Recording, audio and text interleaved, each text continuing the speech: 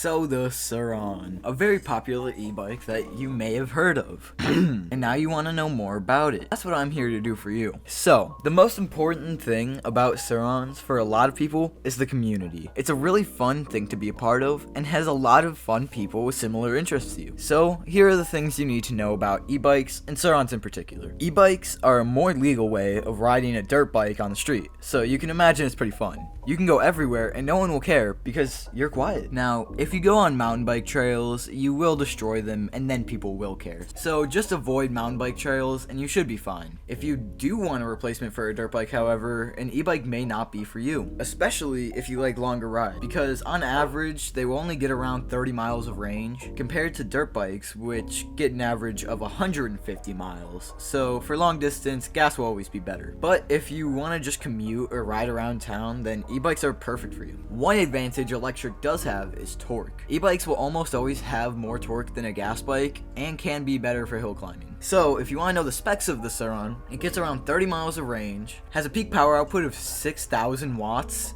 with a top speed of around 45 miles an hour. Technically, any e-bike that uses more than 750 watts of power is not street legal, but I've seen people wheeling past my local police station and no one cared, so just don't be a jerk and you'll probably be fine. Now, if you're gonna get into the e-bike space, you're gonna need some gear. A full face helmet and some nice gloves are the bare minimum of what you should be wearing for a ride. But if you're new to riding, or you're just trying something new like a wheelie, I would recommend a dirt bike back brace as well. I'll have links to the best one in the description. If you want to upgrade your bike over time, the Sur-ron is the perfect bike because it's been out the longest and they have extensive testing and an almost limitless amount of upgrades and mods that you can do to your bike that no other bike really has. The Sur-ron really just has the largest community around it. But if you're going for a budget build, the Talaria XXX is probably a better choice with a higher top speed out of the box and $1,500 cheaper price. I made a video about that too if you're interested. That brings me into the price. Now the Sur-ron is just no longer the best bang for the buck anymore at $4,400 on Sur-ron's official website. Although you can get them on something like Facebook Marketplace, you never know what the condition of the bike or the battery will be in, so I wouldn't personally recommend it unless it's all you can afford or you really know what you're doing. So why do people still buy it? It's because of the stuff I already talked about, like the upgrades and community that keeps a lot of people coming back to the Sur-ron. It's also just a well-made bike. I mean, look at what surronster has done to his bike,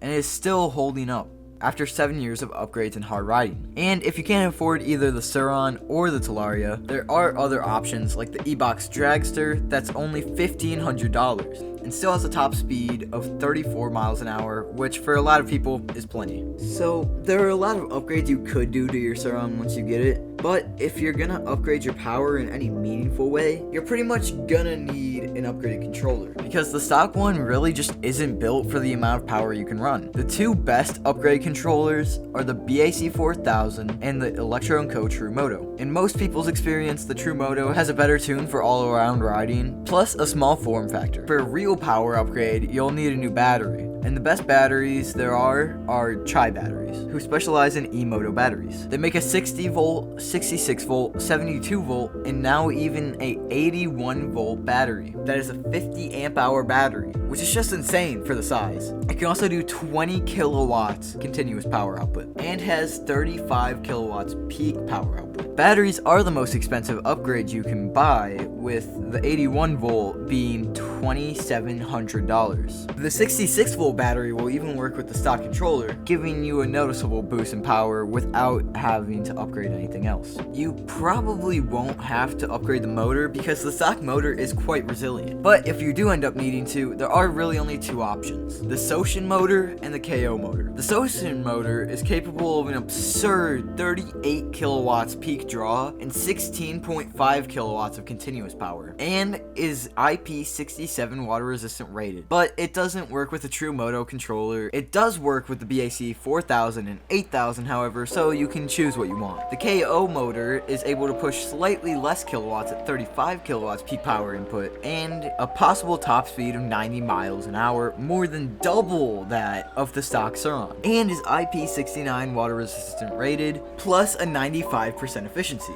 and is direct drop-in replacement for the Sur-ron. Sur-ron. Now, the Sur-ron is a very well-made bike, but there are a few things you should probably upgrade as soon as possible. The first thing that is really pretty bad on the stock Sur-ron is the pegs, which just have little bumps on them, and your feet slide all over the place, whereas if you get some aftermarket pegs, they have little screw things that dig into your shoes and don't let them slide around at all. There's also peg spacers, which you should really get because on the stock bike, if you drop it a lot of the time, the peg mounts will get bent or break, but if you get a peg spacer, it keeps it straight, even if you drop it directly on the pegs. Another slightly less important upgrade is a direct mount stem, because without it, your handlebars will move around when you crash, but with it, it's not really possible. Also, a lot of people ride in mostly the street, and the stock Sur-ron is not available with street tires, so you will want to invest in some street wheels and tires. The suspension on the stock bike is pretty good for off-roading, but if you want to hit big jump, you should probably upgrade your stock suspension. For the best of the best, you either want Fox, Marzocchi, or RockShox. They are just beefier and can absolutely eat up big jumps and bumps. Plus, they have way more adjustability. If you enjoyed this video, I'd really appreciate it if you would subscribe, and if you really liked it, leave a like. Thanks for watching all the way through, and if you want a video on a different bike, leave a comment, and I might make a video about it.